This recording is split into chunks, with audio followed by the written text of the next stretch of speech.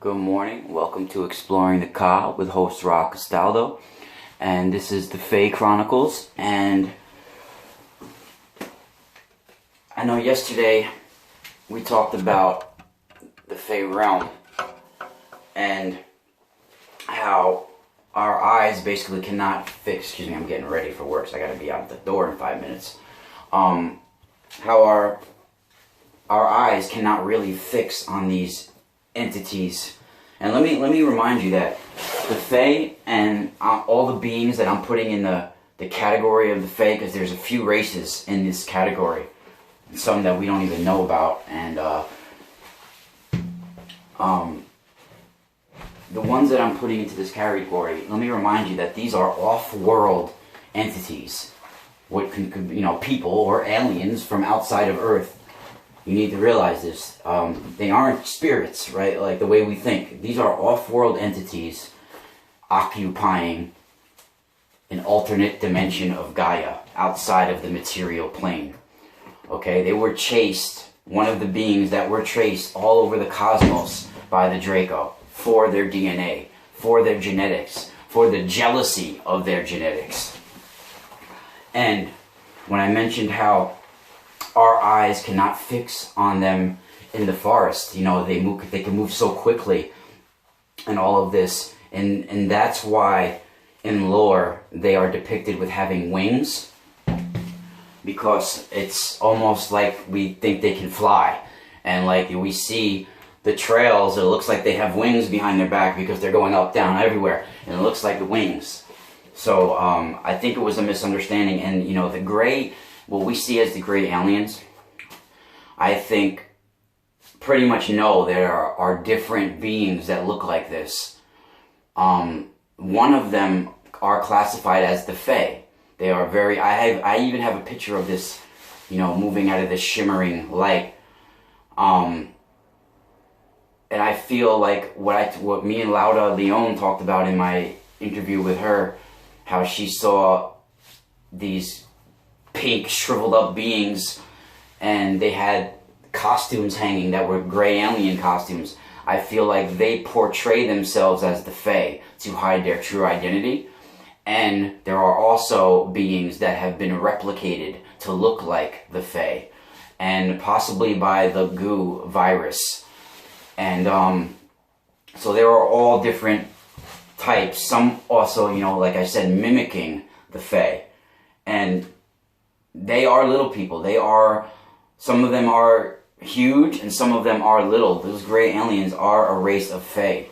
Off-world entities occupying a dimension of Gaia using astral technology, soul technology that seems like magic.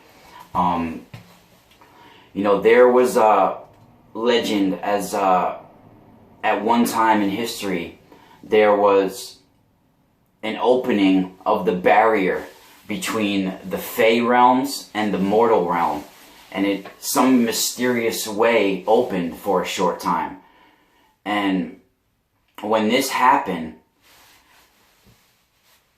it's saying at an unseen place in between the worlds, a white tree had appeared, and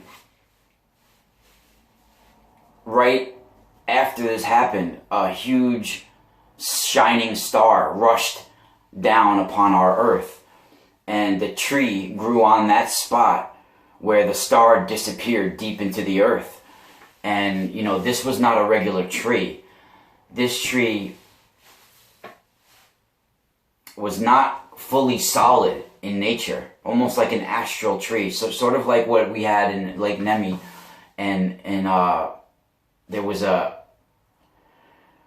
Benevento, Italy, about 2 hours away from Nemi, there was this mysterious walnut tree that was cut down, by one of the daemons, and the seedlings from the tree were planted other places. But also there's lore how we have an astral version of that tree outside of Lake Nemi. And basically this white tree was a tree between the realms, shimmered with starlight, and was not very solid in nature. And this Fae race understood that it could be penetrated and that it opened into another realm of existence. And they have used that technology since then to open up trees as portal passageways in every forest pretty much on Earth. And from that time on, when they learned how to do this with the white tree, is when they started having contact with mortals on our Earth and in our material realm. And, you know, these beings are not all happy-go-lucky beings like you say. Even when they help you with something, like if they're helping you with your garden, you get, you know, a favor by them, sort of. It's a contract. If you piss them off in any way, or if you don't constantly show respect to them, they will ruin your garden. They will ruin your life. They will play tricks with you. They will have you running around like a madman looking for things.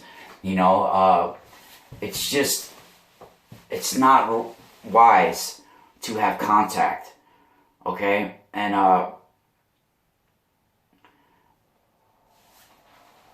one group of these Fae, this race, came to be known even to the Etruscans, and in witchcraft they call them the Lantra, and the keepers of the star lantern, that means basically. And this lantern contained a light that could never be extinguished, and it came from a star, and it illuminated even the darkest and loneliness of places. And this is called the light-bringing star of the nocturnal mysteries. And it could be, you know, even going back to Lucifer as the bringer of light. It's saying that, you know, in lore, that it was given by Califera and the Star Queen from the great night sky. And Lantra were sworn to keep this star lantern safe. And they formed a contract with this being, and to bear it against all who wish to block out light and leave only darkness. And, you know, to the Fae, they're known in some shaman as the people of the blue flame. And the lore behind this says that a rapid flickering blue fire showed from behind the fairies when they would appear in our mortal realm. You know, there would be this huge, rapid moving blue flame and fire behind them. So people mistook this phenomenon as the wings. You know, as they're moving quickly with this blue stuff behind them, and it looked like wings in the legend, you know? So fairies are often depicted as having these wings, but it's also because of their movement and the blue flame.